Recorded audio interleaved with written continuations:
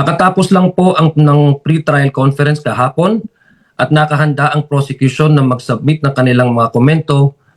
Hiningi na rin po ng prosecution sa impeachment court na buksan ng BIR box na naglalaman ng tax documents ng Vice President. Ang laman ng box ay parehong parte ng reserve evidence ng dalawang panig. Hindi natin hinihingi agad-agad na ma-admit ang mga ebidensya na ito. Ang hinihingi po ng prosecution ay supervised opening upang makita ang mga dokumento at mamarkahan ang mga ito upang maging mas matiwasay at mas madali ang diskusyon sa magiging impeachment trial. Ang impeachment proceeding ay isa sa mga exception sa confidentiality of tax information sa ilalim ng batas. This is the proper time, this is the proper venue, in the interest of justice, let us open the box. At panghuli po, nagpapasalamat po kami sa Senado sa matagumpay na pre-trial conference na nasaksihan ng sambayanang Pilipino. Ang pagtatapos po ng pre-trial conference ay isang malaking hudyat na wala pong maaaring hadlang sa pag-uumpisa ng actual impeachment trial sa nalalapit na July 6 na naayon sa ating saligang batas. 10 araw na lang po ang natitira upang ang Senado na uupong hukom ay madinig, makita at masuri ang ebidensya ng bawat panig na naaayon sa prinsipyo ng due process. Ang taong bayan po ay nakikinig, nagbabantay at nagmamatsyag. Deserve nila ang katotohanan at pawang katotohanan lamang.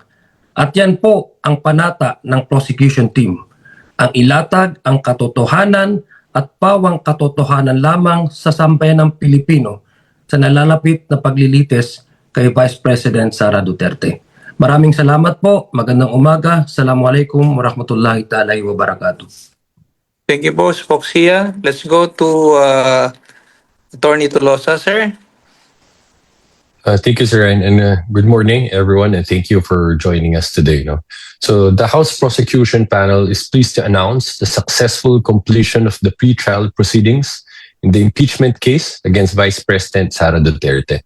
After 5 days of pre-trial conferences from June 18 and June 22 to 25, we have completed the marking of documentary exhibits, identification of our intended witnesses, submitted our respective proposals for stipulations, and made appropriate manifestations and requests in preparation for the trial proper on July 6. The good news is that with the completion of the pre-trial proceedings, the impeachment trial is now set to commence on July 6. We welcome this important milestone because it allows the constitutional process to move forward and gives the Filipino people the opportunity to hear the evidence, examine the facts, and know the truth through a fair, transparent, and orderly trial. We express our sincere appreciation to the Secretariat of the Impeachment Court for its guidance and the accommodations that it extended to both parties, which enabled us to complete this extensive process despite the thousands of documentary exhibits involved, particularly those relating to the articles of impeachment on explained wealth and confidential funds.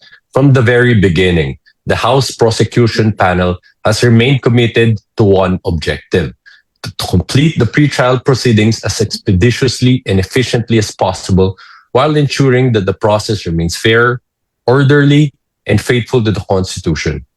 We believe that this objective has been achieved. So this morning, we are ready to proceed to provide you an update on the completed pre-trial proceedings, address matters raised during the conference, and discuss the next steps as we prepare for the formal commencement of the impeachment trial.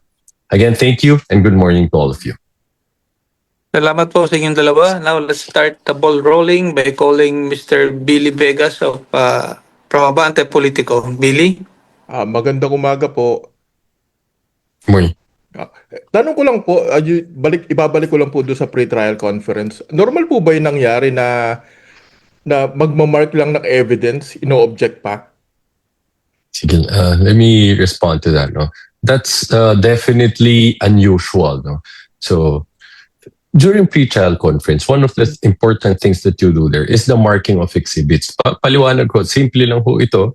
Kung ito ho ang isa sa mga ebidensya na nasa pre-trial brief nyo, ito ay minamarkahan lang. No? Ito ay naririnig natin pangkaraniwan sa mga trial ho na Exhibit A, Exhibit B. No? So now, ang pagmamarka ng ebidensya, ang bawat partido na gustong magmarka ng kanyang ebidensya sa pre-trial, no? Ito ho ay decision nila. No? At hindi ho kailangan ipaliwanag kung bakit mo gustong markahan itong dokumento na to, no, o itong object na ito as your evidence, no, and they do not have the right to object to it. So to answer your question, very unusual ho yan na even just the marking of the sealed BIR box was vehemently objected to by the other party. Gusto ko lang po dagdagan yung sinabi ni Attorney J. Tolosa, no. Actually, yung sa BIR box na po yan, very important po yan doon sa unexplained wealth, no. Kung this is the only way we can actually explain kung tama ba po yung naka-reflect sa SALN na declared asset, declared liability, at saka yung legal lawful income na tinatanggap na ating Vice Presidente. So, inyong pong pagmamarka, sa pagkakaalam ko po, and Attorney J. Tolosa can correct me if I'm wrong, it's not the stage of admissibility ng evidence. Para lang po mapresenta at masimplify kung ano yung ipipresenta ng mga possible na mga ebidensya. Hindi ang korte po ang may kapangyarihan para i-admit ito. So, from the very start na ayaw nila, it only speaks to us one thing, no? Na parang takot sila mabuksan itong box na ito. No? Baka ito yata yung smoking gun. In fact, hindi lang hata ito smoking gun. Para mukhang armory na itong box na ito. No? So, it only speaks about their unwillingness to face the charges head-on. Kung may may tamang proseso naman po na nilatag para maipresenta ng prosecution ang kanilang mga ebidensya, na ayon naman sa rules ng Senate ay hindi naman to itong punto ng pag-admit ng evidence but merely to mark the potential evidence that the prosecution would present, and then that stage alone, that early stage alone, i-object nila vehemently. Isa lang ang nasa utak ng ating taong bayan, sa isipan ng ating taong bayan. Natakot sila doon sa pagbubukas ng box na ito. Na galing sa BIR. Takot sila at wala silang maipaliwanag doon sa unexplained wealth na artikulo na tina-charge under the articles of impeachment. Kong tsaka yung dalawang spokesman. Tanong ko na rin po, ano po ba yung laman ng box? ITR po. Yes, Attorney J. Tolosa, you can proceed. Tama ho eh. Ito ho ay sinumite, no, ng BIR dun sa House Committee on Justice pursuant to a subpoena issued to them directing them to submit ITR filings of the respondent, her spouse, and their financial interests. Kung dadagdagan ko po kasi kahapon din po na-explain ko ito ni Congresswoman De Lima, and Attorney J can confirm this, na isa din po doon sa magiging defense ng papresenta ng defense ay partly the ITRs, kung di ako nagkakamali, o dokumento galing sa BIR. So nagtataka po ang prosecution kung isa po yun sa kanilang ipipresenta as a way of also presenting to the court yung kanilang defense, bakit itong pinanggalingan ng ITR na pinanggalingan din ng kanilang magiging ebidensya ay ayaw nilang pabuksan. So instead of clarifying to the court and to the public minds na handa sila sumagot sa lahat ng paratang sa Vice Presidente, mukhang half-baked ang gusto nilang pag-uusap ng sa impeachment court. Ayaw nila yung buong picture. Because the ITR box nanggaling po sa BIR, that will give us the whole financial picture of what we are discussing here regarding the SALN and the unexplained wealth. Mukhang ang gusto nila half-baked lang. Wag na nating pag-usapan ng buo. So of course, the impeachment court ay may kapangyarihan naman po sila sa discretion po nila kung ano yung i-admit nila ng mga ebidensya. Ito lang po ay marking Kumbaga, pagdating po ng korte, lahat naman po tayo nanonood ng mga trial drama. Na ang markings lang po para ma-simplify kung if ever na pag-uusapan na yung artikulo, and Attorney Jay can confirm this, we can immediately refer to a particular document, exhibit ganito. Para mas mapadali, expeditious yung trial, hindi masyadong conflagrated yung issue, specific at particular yung nire-refer natin na dokumento na ayon doon sa particular na artikulo na pinag-usapan ng korte. And if I can just quickly add, no, your question is, ano ho bang laman itong document ng box na ito? And this is actually precisely one of the reasons why we want it to be open, no? Pero once and for all, let's open it together, no? And then we could inventory its contents, no? Para malaman na natin ano ba exactly ang mga documents na nandyan and markahan na, as pointed out by Kong Zia, total both parties, no, mentioned in their respective pre-trial briefs, no, their reservation, no, of evidence, which is this BIR submissions. At saka we are very perplexed, no? Kasi the opening of the box will not only be with the Senate or the impeachment court with the prosecution alone. Hindi naman po supervised naman po ata ito na opening ng box. Ibig sabihin nandun din ang depensa. So it's very perplexing na if ever that this box will be open, it's also before in the presence of the defense. So doon ho tayo nagkakaroon din ng palaisipan kung bakit ayaw nila. Samantalang sila mismo ay magsusupervise sila sa marking nitong mga na marking ng mga dokumento na nilalaman nitong box na ito. To clarify lang po, ngayon pong tapos na yung pre-trial conference at hindi po namarkahan yung BIR box, pwede pa rin po siyang i-present. Tama po ba? Definitely, no. But well, first of all, what happened? No? So we filed a written request, no, asking for the opening of the box, and then yesterday, ang naging resolution ho ng clerk of court is to give the defense until the end of day today to file a written response. So it's still possible, no, that when the impeachment court resolves this matter, sasabihin na let's open it. No, this could be done either before the first hearing on July 6th, or even while the trial is already ongoing. Pwede naman ho yan. So it doesn't mean that it was not open today, no, for close na possibility. But in our position is it would have been better, no, if it was open during the pre-trial conference, since precisely yan ho yung mga isang reason but ginagawa ho yan para ma-identify na at mamarkahan na mga ebidensya ng mga magkabilang panig. Tsaka idadagdag ko lang kay Attorney Jay, no. I think nung na-experience naman po natin at saksihan na po natin even during the Corona impeachment trial, there were evidence that were presented while the court was ongoing, the trial was ongoing. So minamarkahan naman po yan even during the trial of then the late Chief Justice. So that can also be done in this current trial. So hindi naman po yan baguhan while the trial is ongoing, meron naman pong way to mark this evidence. Sorry, tanong ko na rin po. After po ba nila mag-file ng comment, ano po bang susunod? Okay.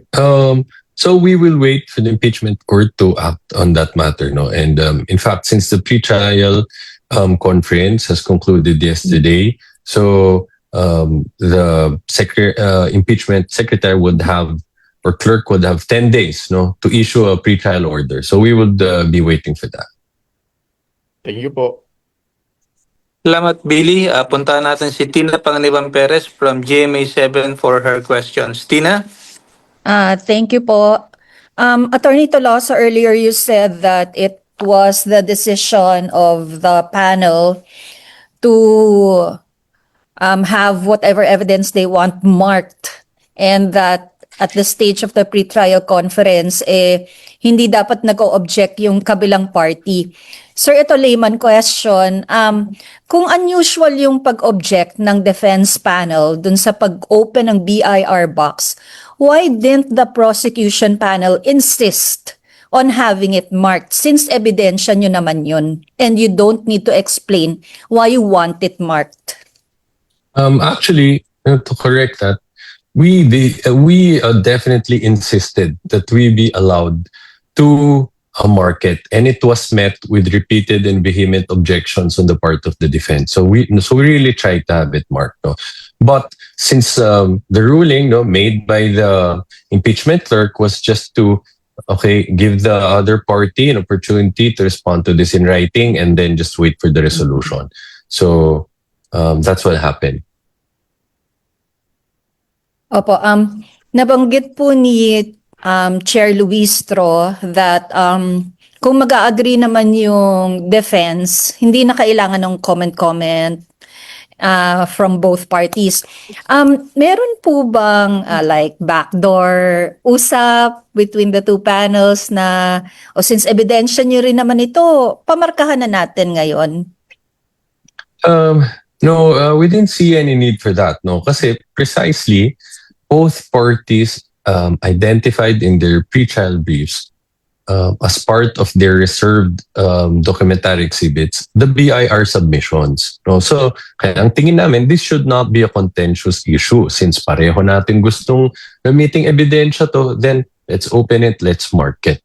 So, we didn't see any need for that. Opo, sir, going to another topic. Naglista po kasi yung prosecution, di ba, ng several witnesses. Excluding the hostile witnesses, were all the witnesses on the list convinced, or did they already say that they will face the trial, give testimony during the trial? I mean, lahat ba sila umuo na mag-witness? Except for the hostile witnesses. Hostile witnesses. Well, there are some, as you would see, there are reserved witnesses. No, because this pertains to people that we will have to request the court to issue subpoena so that we could present them as witnesses. So usually, kapag ganyan, possible ho yan yung subpoena is not directed to a particular person, but for example, an officer with these duties in a particular government agency. And then that government agency would send the appropriate representative. So, but for others, of course, they're very much willing to testify. Ma'am Tina, Yes po. dadagdagan ko lang, no? Remember po the articles of impeachment. Nakita naman po natin during the confirmation hearing that those guests or those witnesses that were present, that were actually invited, ay mga galing po na empleyado, officers ng ating pamahalaan. So they themselves know exactly their responsibility and obligation to heed the request coming from the court. So I'm not preempting whatever is the arrangement as to the presentation of the witnesses, but what I can tell you is that these witnesses who we've seen during the confirmation hearings would be the exact witnesses that will be presented to the court na alam naman po nila kasi galing po silang, ang tinetestify lang po nila is the veracity ng mga dokumentong dinala po nila during the confirmation hearings. And I don't think there will be any trouble if we are talking of the obligation of these employees not only to their work, but their mandate, but also to heed the request of the court. Opo. I'd like to be specific about my question. Yung si Sheriff Andres po kasi, nakausap po ba siya ng PROSEC and did he agree to give his testimony before the impeachment court? Yeah, I hope you would understand that we can't give specifics with regard to evidentiary matters at this point. Okay, I understand, sir. Ito isa pa pong specific.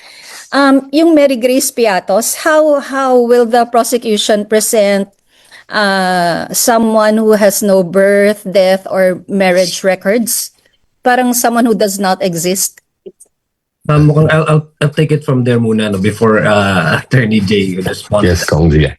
Unang-una, si Mary Grace Piato is very central figure during our good government investigation. And in fact, her name again popped up during the confirmation hearing of the Committee on Justice. We wanted for the agencies involved in determining the existence of a particular person with this particular name na ma-confirm sa Committee on Justice na meron din talagang totoong Mary Grace Piatos na hindi to fictitious character. This is based on an actual living person. Unfortunately, the PSA came out with the report that there's no record whatsoever na meron Mary Grace Piatos na pinanganak, nagkaroon ng marriage contract or whatever, no?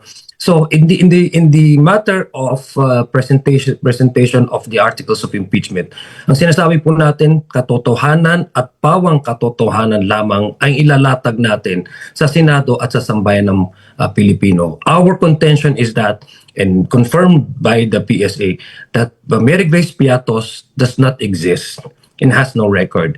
And therefore, the logical conclusion that we can derive is that the acknowledgement receipts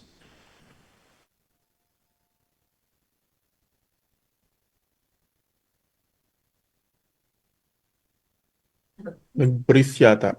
Oo. Ginagpangata si Kong Sia.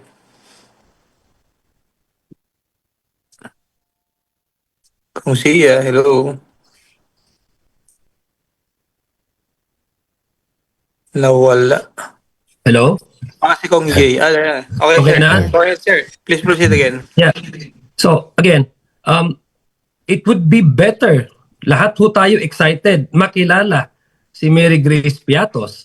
Dahil parati ho natin ito naririnig for the past year.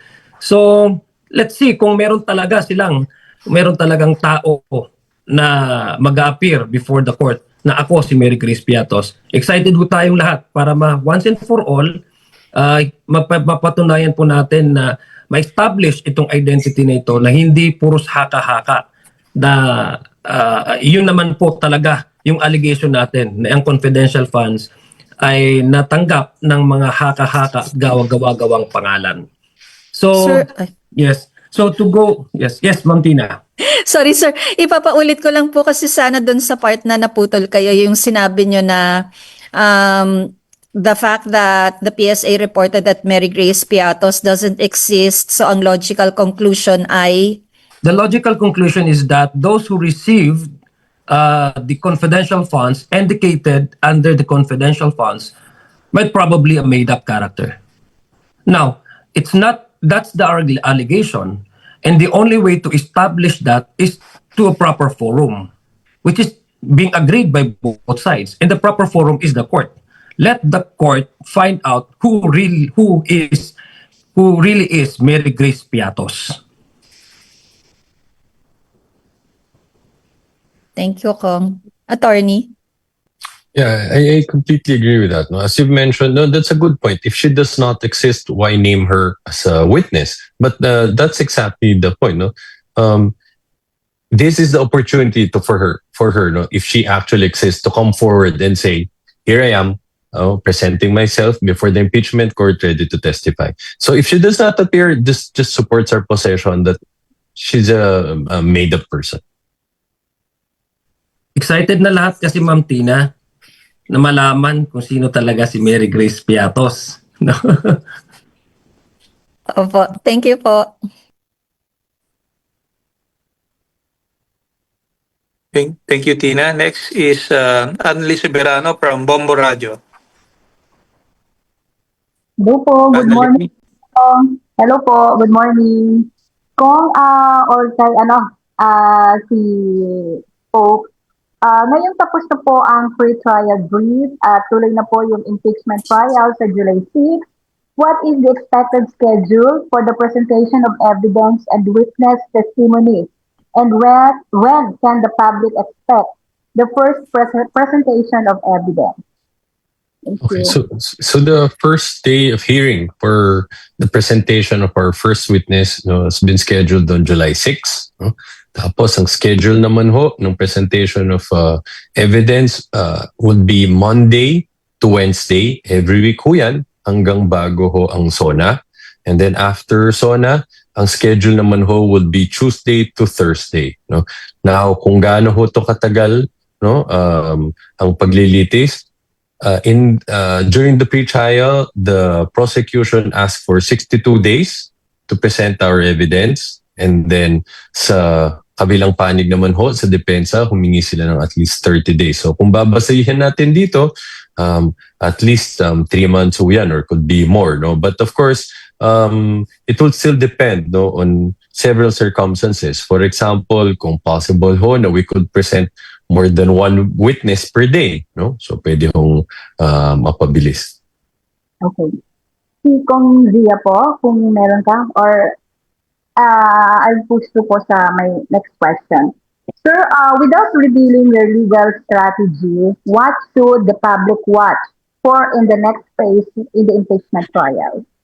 Well, I would like to think that this is very, the interest of the public is exactly what is what is under trial here, because we're talking about the principle that no one should be above the law. That's in relation to the threat that no one is allowed to take justice into their own hands.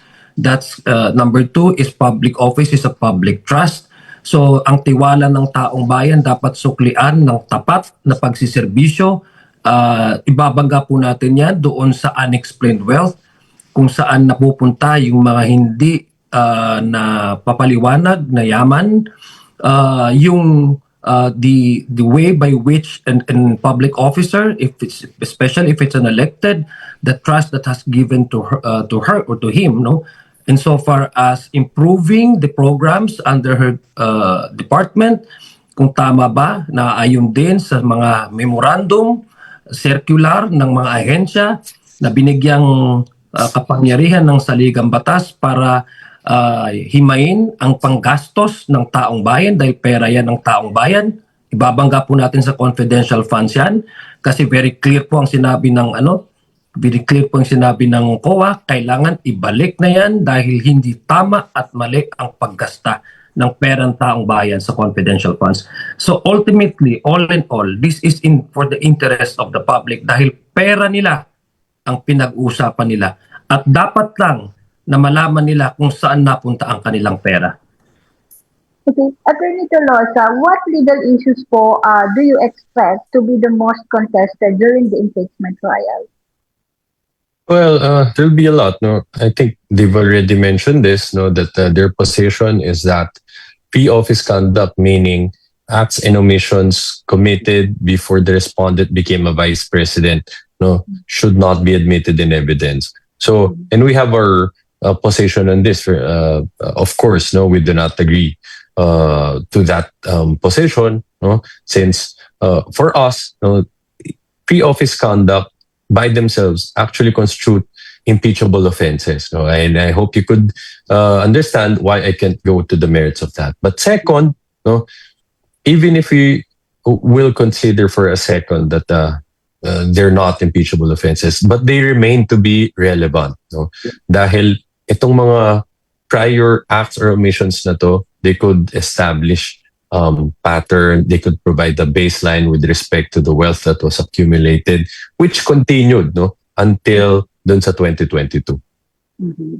Thank you, Attorney. Thank you po, Boss Rai. You're welcome. Salamat, Annalie. Next is Red Mendoza from Manila Times. Hi po, good morning po, Kong C and Tony Morning, Tolosa. Red. Morning po. First off, yun nga po, yung kay Mary Grace Piatos nga po, again, eto sinasabi po ng iba, confidential nga po to. I mean, maybe alias nga po siya, baka isa po siyang informant. Hindi po ba maka-danger po sa taong pangalan ay Mary Grace Piatos sa lumabas po siya kasi yun nga po, I mean, baka nga po lumabas siya, bigla na lang po siyang patay ng mga nagturo sa kanya. Hindi po ba naka-dangerous po yun na ilalabas po si Mary Grace Piatos out in the open and baka siya naman po yung maging target ng mga tinuro niya?